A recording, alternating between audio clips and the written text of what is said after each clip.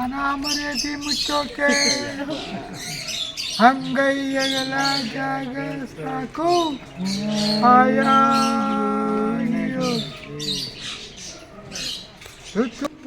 ಈಗೇನು ಬೇಕು ನಿನ್ಗೇನು ಬೇಕು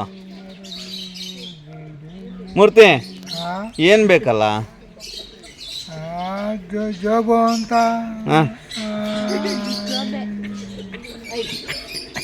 ಬೀಡಿ ಅಂತ ಬೆಗ್ಗಿಪಟ್ಟಣ ಅಂತ ಬೇಕಾ ಕೊಟ್ಟರೆ ಏನು ಮಾಡ್ತೀಯಾ ಅದು ಸೇರ್ಕೊಂಡ್ರೆ ತಿನ್ಕೊಳ್ಳೋಣ ಸುಳ್ಳಲ್ಲ ಹೌದಾ ಈಗೇನು ನಿನ್ಗೊಂದು ಬೀಡಿ ಬೇಕಾ ಆಯ್ತು ಬಿಡು ಮನೆ ಕೊಡಿಸ್ತೀನಿ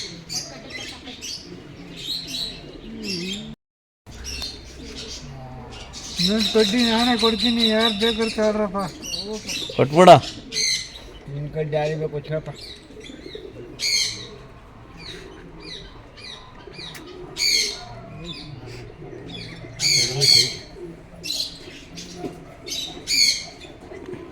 ಸಖೇನಾ ಸಮಾಧಾನ ಏನೋ ನಿನಗೆ ಇಲ್ವಾ ಆಯ್ತು ಸೇದ ಮನೆ ಸೇದು ಸೇದ ಸೇದ ಸೇದ ದೇವ್ರು ನಿನಗೆ ಸೇದ ಭಾಗ್ಯ ಕೊಟ್ಟವನೇ ಸೇದ ಹೆಂಗೋ ಬಿಡಿ ಸೇದ ಸೇದ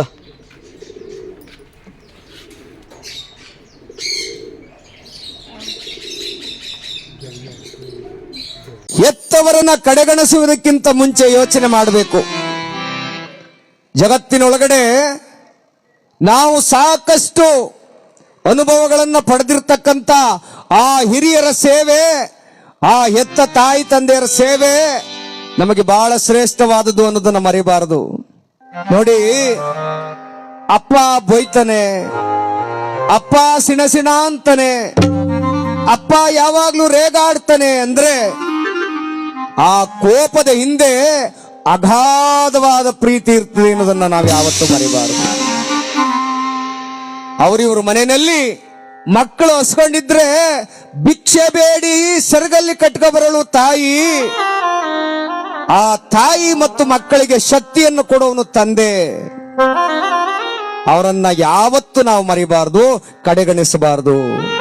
ಸಜ್ಜನ ಬಂಧುಗಳೇ, ಒಂದ ಮನಸ್ಸಿಗೆ ಸಂಜೀವಿನಿಯಾಗಿರುವ ಈ ಧ್ವನಿಗೆ ನಿಮ್ಮದೊಂದು ಲೈಕ್ ಇರಲಿ.